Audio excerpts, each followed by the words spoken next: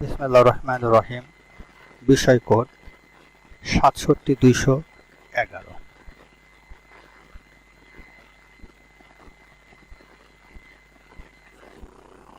বিষয় refrigeration and air conditioning fundamentals. প্রথম পর্ব, refrigeration and air conditioning technology. প্রথম অধ্যায়। আমি Abu Mohammad Atikullah, instructor technical refrigeration and air conditioning RAC, Dhaka polytechnic institute, Tejgaon, Dhaka ১২০৮। TPC 233। T হচ্ছে থিওরি বা তত্ত্বীয়, পি হচ্ছে প্র্যাকটিক্যাল বা ব্যবহারিক, সি হচ্ছে ক্রেডিট বা নম্বর পদ। 1 ক্রেডিট সমান 50 মার্ক বা 50 নম্বর। সুতরাং 3 ক্রেডিট সমান হচ্ছে 150 মার্ক বা নম্বর এই সাবজেক্টে। 233 সপ্তাহে থিওরি ক্লাস হবে 2টা, প্র্যাকটিক্যাল ক্লাস হবে 1টি। 3 সাবজেক্ট মানে 150 মার্ক এই সাবজেক্টে। 5 মার্ক হচ্ছে যেহেতু 40%, তাহলে 150 গুণন 40 ডিভাইডেড 100 হচ্ছে 60 নম্বর। 60 নম্বর পালে পাস এই সাবজেক্টে মোট। এবার হচ্ছে মান বন্টন। তাত্ত্বিক বা থিওরিটিক্যালে ক বিভাগে মোট 15টি প্রশ্ন থাকবে, অতি সংক্ষিপ্ত। সব 10টি প্রশ্ন থাকবে, 10টি উত্তর করতে হবে। প্রতিটা প্রশ্ন মার্ক হচ্ছে 1 করে, মোট হচ্ছে 10 মার্ক ক বিভাগ। খ বিভাগ সংক্ষিপ্ত প্রশ্ন 10টি থাকবে, 10টির উত্তর দিতে হবে। প্রতিটি প্রশ্ন মার্ক হচ্ছে 2 করে, এখানে 20 মার্ক। গ বিভাগ রচনামূলক প্রশ্ন, মোট প্রশ্ন থাকবে 6টি, উত্তর করতে হবে 5টি। প্রতিটি প্রশ্নের মান হচ্ছে 6 করে, এখানে হচ্ছে 30 মার্ক। তাহলে মোট কত? 10, 20, 30। 10, 20, 30 হচ্ছে 60 মার্ক। মোট অধ্যায় হচ্ছে 7টি। প্রথম অধ্যায় রেফ্রিজারেশন অ্যান্ড এয়ার কন্ডিশনিং এর ইতিহাস ও মূলনীতি। দ্বিতীয় অধ্যায় থার্মোডায়নামিক্স সম্পর্কে ধারণা। তৃতীয় অধ্যায় রেফ্রিজারেশন পদ্ধতি। চতুর্থ অধ্যায় এয়ার কন্ডিশনিং পদ্ধতি। পঞ্চম অধ্যায় রেফ্রিজারেন্ট বা হিমায়ক সাইকোমেট্রি। সপ্তম অধ্যায় রেফ্রিজারেশন অ্যান্ড এয়ার কন্ডিশনিং এর উন্নয়ন। এ হচ্ছে মোট 7টি অধ্যায় আছে এই সাবজেক্টে। রেফারেন্স বুকস কোন কোন বই আমাদের লাগবে? 1 নম্বর fundamentals of refrigeration, Billy C Langley. Modern refrigeration and air conditioning এর লেখক হচ্ছে অলথোস টাংকুইস্ট অ্যান্ড ব্যাকটেসিয়ানো। 3 নম্বর basic refrigeration and air conditioning এর লেখক হচ্ছে PN আন্তনারায়ণন। 4 নম্বর a text book of refrigeration and air conditioning, লেখক হচ্ছে RS কুর্মি অ্যান্ড JK গুপ্তা। 5 নম্বর হচ্ছে প্রিন্সিপাল অফ রেফ্রিজারেশন, লেখক হচ্ছে রয় জে ডসাট। 6 নম্বর ইন্ডাস্ট্রিয়াল রেফ্রিজারেশন হ্যান্ডবুক, লেখক হচ্ছে Wilbert F stoker. 7 number A course in refrigeration and air conditioning, লেখক হচ্ছে অরোরা দোমকান্দোয়ার। 8 নম্বর রেফ্রিজারেশন অ্যান্ড এয়ার কন্ডিশনিং, লেখক হচ্ছে মোহাম্মদ সোলাইমান। মোট 8টি বই দরকার এই সাবজেক্টটা কভার করার জন্য। Objectives: to provide the student with an opportunity to acquire fundamental knowledge and basic skill of refrigeration and air conditioning with special emphasis on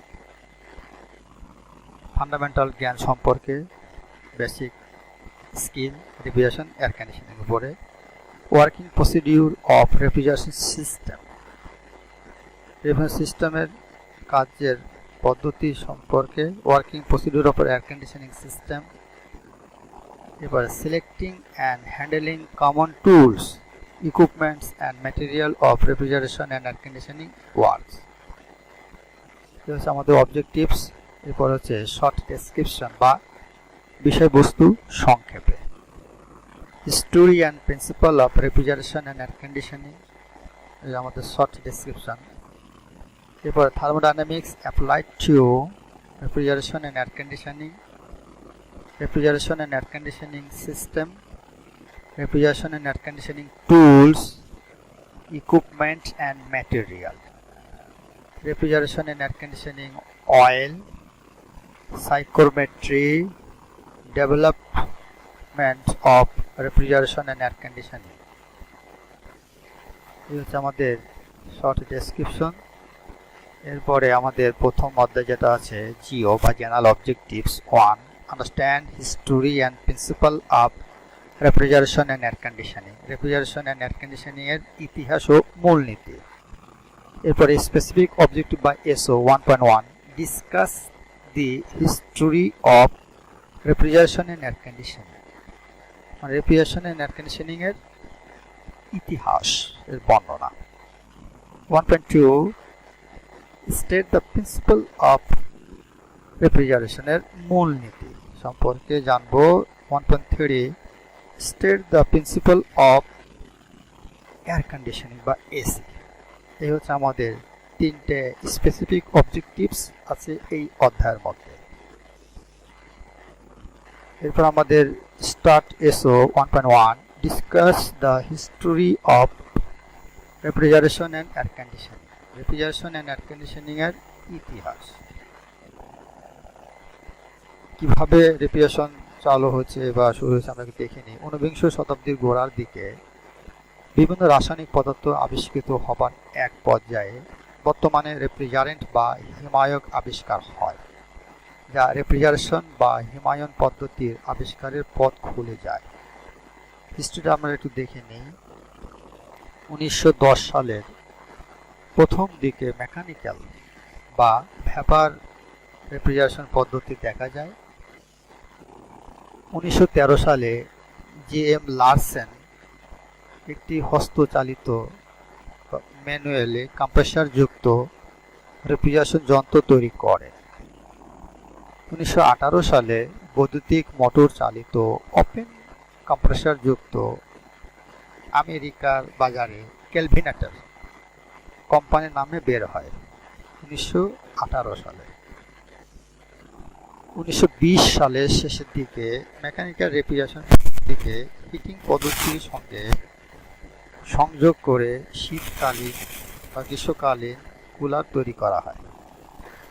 1927 সালে ইলেকট্রোলাক্স company automatic domestic absorption unit উপহার দিয়েছিলেন, যা অত্যন্ত দীর্ঘস্থায়ী। 1928 সালে সিল বা hermetic automatic refrigerator unit. General electric চালানোর জন্য প্রয়োজনীয় বিদ্যুৎ শক্তির উপর নির্ভরতা কিভাবে কমানো যায় তা নিয়ে গবেষণা চলতে থাকে এবং মেকানিক্যাল বা অ্যাবজর্পশন রেফ্রিজারেশন পদ্ধতির আবিষ্কৃত হয়, যার অন্য নাম হলো মনিটর পপ। 1929 সাল পর্যন্ত রেফ্রিজারেশন পদ্ধতির ব্যবহার ছিল মূলত বরফ তৈরি, পানীয় ঠান্ডাকরণ এবং খাদ্যদ্রব্য সংরক্ষণের উপর সীমাবদ্ধ। 1930 সালের শেষের দিকে অটোমোবাইল এয়ার কন্ডিশনিং বা কার এসি গাড়ির মধ্যে অল্প প্রসার লাভ করে 1930 সাল থেকে। 1940 সালে বাস গিয়ে ব্যবহৃত ইউনিটগুলো হারমেটিক টাইপে রূপান্তরিত করা হয়। বড় বড় বাণিজ্যিক ক্ষেত্রে, খাদ্য সামগ্রী সংরক্ষণ এবং বড় বড় কুলিং প্লান্টে ব্যবহার করা হয়। এই হচ্ছে আমাদের রেফ্রিজারেশনের ইতিহাস। 40 সাল পর্যন্ত আমরা দেখালাম, এরপরে আরও আছে, পর্যন্ত আমরা আসব। এখন আমরা দেখি যে প্রাথমিক যুগে রেফ্রিজারেশন পদ্ধতির প্রয়োগ ক্ষেত্র। প্রাথমিক অবস্থায় কীভাবে কোথায় প্রয়োগ হতে দেখি। প্রাচীন যুগে তুষার, বরফ, ঠান্ডা বাষ্প, ঝর্ণা, গুহা এবং ভূগর্ভস্থ ঘর ইত্যাদি খাদ্য শীতলীকরণে ব্যবহৃত হতো। রেফ্রিজারেশন গরম আবহাওয়ায় মাছ এবং মাংস লবণ মিশ্রিত করে অথবা ধোঁয়াচ্ছন্ন করে সংরক্ষণ করা হতো অনেক আগে প্রাথমিক যুগে। এরপরে খ্রিস্টপূর্বে 1000 অব্দে চীনারা বরফ কাটত এবং জমা রাখত। খ্রিস্টপূর্ব 1000 সালেরও আগে। এরপরে খ্রিস্টপূর্ব 500 অব্দের কাছাকাছি সময়ে মিশরীয়রা এবং ভারতীয়রা ইথেন বেষ্টিত পাত্রে পানি রেখে বরফ তৈরি করত এবং এই পাত্রকে সিক্ত রাখত। মিথেন থেকে তারা কাজ করত। হিব্রু, গ্রিস এবং রোমানরা গর্ত খুঁড়ে মাটির ভিতরে স্টোরেজের মতো করে বড় আকারের বরফ কেটে খড়কুটা দ্বারা আস্তরিত করে জমা রাখত। ভারতে ইভাপোরেটিভ কুলিং ব্যবহৃত হতো। প্রথম ইভাপোরেটিভ কুলিং হতো ভারতে।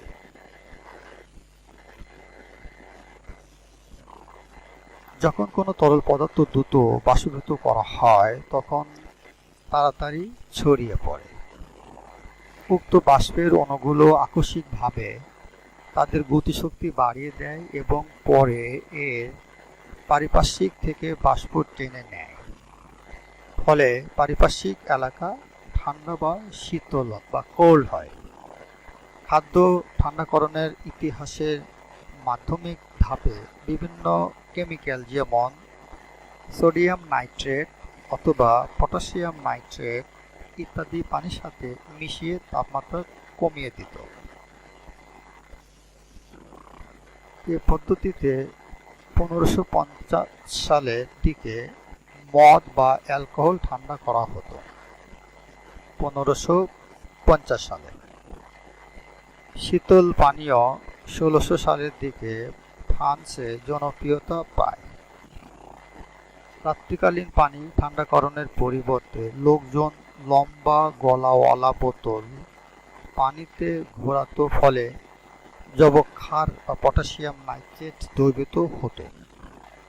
এই দ্রবণ খুব নিম্ন তাপমাত্রা বা লো টেম্পারেচার উৎপাদনের জন্য এবং বরফ প্রস্তুতকরণের জন্য ব্যবহৃত হতো।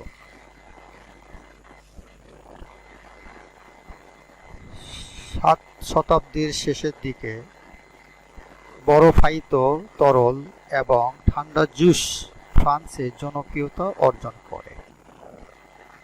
18 শতাব্দীতে ইংল্যান্ডে শীতকালে চাকররা বরফ বা আইস সংগ্রহ করত এবং বরফ ঘরে রেখে দিত। এখানে বরফের শীট লবণের মধ্যে রেখে স্টাইপ ফ্যানেল দ্বারা মুড়িয়ে মাটির নিচে পুঁতে রাখত, যাতে গ্রীষ্মকালে সবসময় জমাট থাকে। 19বিংশ শতাব্দীর প্রথমে ইংল্যান্ডে আইস বক্স ব্যবহার করা হয়। বাণিজ্যিক ও আবাসিক ব্যবহারের জন্য 18 শতাব্দীর মধ্যভাগে প্রাকৃতিক বরফ চাষ, সংগ্রহ এবং বিতরণ হতো। যুদ্ধাহতদের চিকিৎসার জন্য বোস্টন এবং দক্ষিণের মধ্যে বরফ ব্যবসা করা হয়।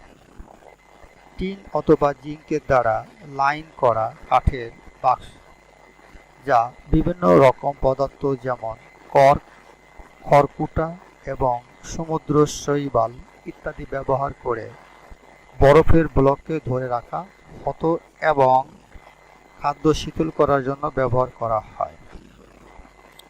একটি প্যানে গলন্ত পানি সংগ্রহ করে ফেলে দেওয়া হতো। এইগুলো আমাদের রেফ্রিজারেশনের ইতিহাস বা হিস্টোরি নিয়ে। এবারে 1.2 state the principle of refrigeration.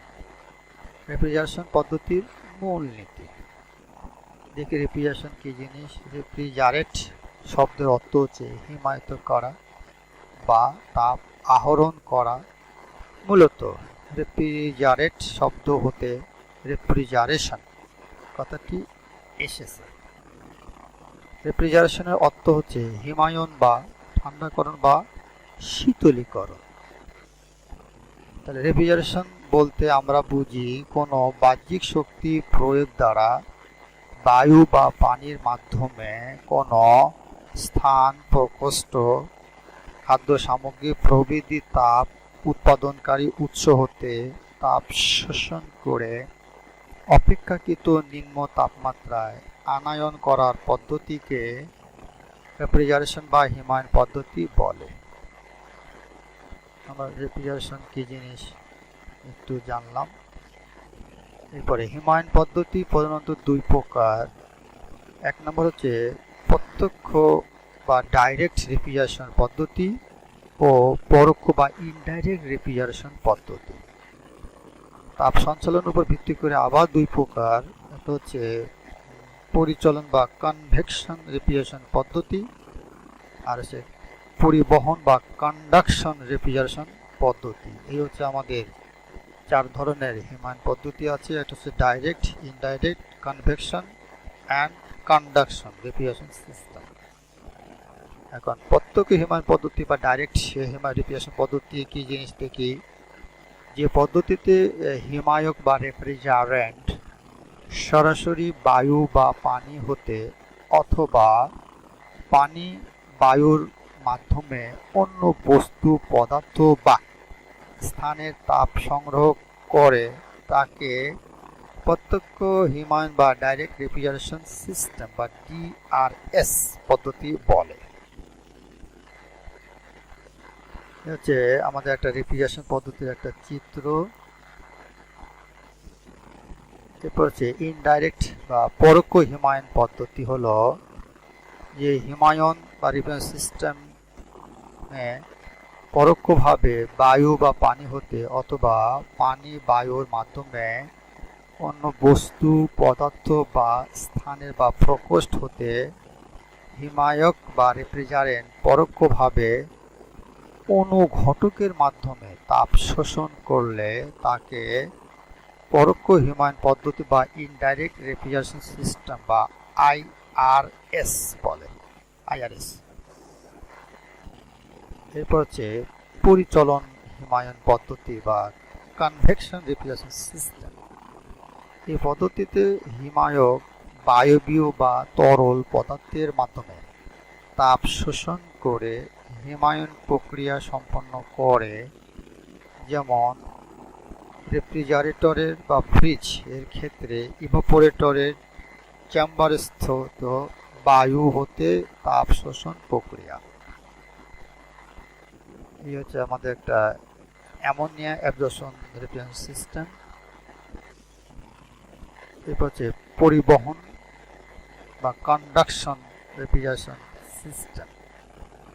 এই পদ্ধতিতে সাধারণত কঠিন পদার্থের মাধ্যমে তাপ সঞ্চালিত হয়ে হিমায়ন বা রেফ্রিজারেশন প্রক্রিয়া সম্পন্ন হয়। যেমন থার্মোইলেকট্রিক রেফ্রিজারেশন সিস্টেম। এই হচ্ছে আমাদের থার্মোইলেকট্রিক রেফ্রিজারেশনের পদ্ধতি। পিএনপি জাংশন ডিসিতে এটা চলে। এরপর লাস্ট হচ্ছে আমাদের 1.3 state the principle of air conditioning. Air conditioning পদ্ধতির মূলনীতি। এয়ার কন্ডিশনিং জিনিসটা কি আমরা একটু জেনে নেই। এয়ার কন্ডিশনিং বা শীতাতপ নিয়ন্ত্রণ বা আরামদায়ককরণ বলতে আমরা সাধারণত বুঝি কোনো আবদ্ধ স্থানের বাতাসের তাপমাত্রা বা টেম্পারেচার, 2 নম্বর আর্দ্রতা বা হিউমিডিটি, 3 নম্বর গতি বা বেগ বা ভেলোসিটি এবং বিশুদ্ধতা বা পিউরিটি, আরও অনেক আছে ইত্যাদি নিয়ন্ত্রণ করে আরামপ্রদ করা হয় তাকেই এয়ার কন্ডিশনিং বা এসি বলে। এটি মূলত হিটিং এবং কুলিং পদ্ধতি সমন্বয়ে গঠিত। এয়ার কন্ডিশনার দুটো পার্ট আছে, একটা ইনসাইড একটা আউটসাইড। হ্যাঁ, ইনসাইডে ঠান্ডা, আউটসাইডে গরম হবে। এটা হচ্ছে আমাদের এয়ার কন্ডিশনিং একটা চিত্র আমরা দেখি। এরপরে এয়ার কন্ডিশনার হলো নিম্নলিখিত কাজ করে থাকে, সেগুলো হচ্ছে বাতাসের তাপমাত্রা নিয়ন্ত্রণ করে, বাতাসে আর্দ্রতা নিয়ন্ত্রণ করে, কক্ষের বাতাস সঞ্চালন করে, বাতাস রোগমুক্ত করে, কর্মজীবন আরামদায়ক করে, বাতাস পরিষ্কার করে, এরপরে সুস্বাস্থ্যকরণ ইত্যাদি করে থাকে এয়ার কন্ডিশনার। বর্তমানে রেফ্রিজারেশন সাইকেলের প্রয়োগ ক্ষেত্র কোথায় কোথায় প্রয়োগ করা হয়? রেফ্রিজারেটরে, ফ্রিজারে, ওয়াটার কুলারে, মিল্ক কুলারে, বেভারেজ কুলারে, সোডা ফাউন্টেইনে, তারপর আইসক্রিম ক্যাবিনেটে, ডিসপ্লে কেজ, এরপরে ওয়াকিং কুলারে, রিচিন কুলার, আইস মেকারে, কোন আইস মেশিনে, ক্যান্ডি আইস ফ্যাক্টরি, আইসক্রিম ফ্যাক্টরিতে, আইস প্লান্ট বা বরফ কলে, কোল্ড স্টোরেজ বা হিমাগারে, ফিশ প্রিজারভেশন। এরপর হচ্ছে প্রসেসিং প্লান্ট, তারপর ডেইরি ফার্মে, ট্রাক বা ট্রান্সপোর্ট রেফ্রিজারেশন বা হিমানে, এরপরে রুম এয়ার কুলারে, সেন্ট্রাল এয়ার কন্ডিশনিং প্লান্টে, তারপরে ডিহিউমিডিফায়ারে, ইনকিউবেটর ইত্যাদিতে রেফ্রিজারেশন পদ্ধতি ব্যবহার করা হয়। আরও আছে, অনেক আছে, আপাতত এই কয়টি আছে এখানে মনে রাখতে হবে। বাংলাদেশে হিমায়ন প্রযুক্তির দক্ষ জনশক্তি বিভিন্ন কর্মক্ষেত্র, দক্ষ জনশক্তি কোথায় কোথায় কাজ করবে এটা খুব ইম্পর্টেন্ট। এটা একটু আমরা দেখিনি কোথায় কোথায় দক্ষ জনশক্তি দরকার বা কাজ করে। এখন বলছি হিমাগার বা কোল্ড স্টোরেজে, আইস ফ্যাক্টরিতে, আইসক্রিম ফ্যাক্টরিতে, ফিশ প্রিজারভেশন ও প্রসেসিং প্লান্টে, ডেয়ারি ফার্মে, রাসায়নিক দ্রব্য সংরক্ষণে, সিগারেট, কেমিক্যাল, রাবার, সাবান, পাউডার এবং প্রসাধনী কারখানায়, এরপরে পাট ও সুতা কলে, ইলেকট্রনিক্স মালামাল ও সুবিধি যন্ত্রপাতি সংরক্ষণে, এরপরে হচ্ছে শীতাতপ নিয়ন্ত্রিত অডিটোরিয়াম, সিনেমা হলে, বহুতল বিশিষ্ট বাণিজ্যিক ভবন যেমন হাসপাতাল, ব্যাংক, রেডিও অ্যান্ড টিভি সেন্টারে, সংসদ ভবন ইত্যাদিতে এখানে দক্ষ জনবল কাজ করে রেফ্রিজারেশন এয়ার কন্ডিশনিং এর। এসব জায়গায় অনেকে কাজ করতে হবে, কাজ করতেছে অলরেডি, তাহলে তো ওখানে তো এমনি চলবে না। কোনো প্রশ্ন থাকলে আমি কোশ্চিন। এবার আমাদের একটু বাড়ির কাজ দেখি। প্রথম অধ্যায় রেফ্রিজারেশন অ্যান্ড এয়ার কন্ডিশনিং এর ইতিহাস উল্লেখ করো। 2 নম্বর হচ্ছে রেফ্রিজারেশন পদ্ধতির মূলনীতি লিখো। এয়ার কন্ডিশনিং পদ্ধতির মূলনীতি লিখো। এইগুলো আমাদের শেষ বাড়ির কাজ। ধন্যবাদ সকলকে। Thank you for all.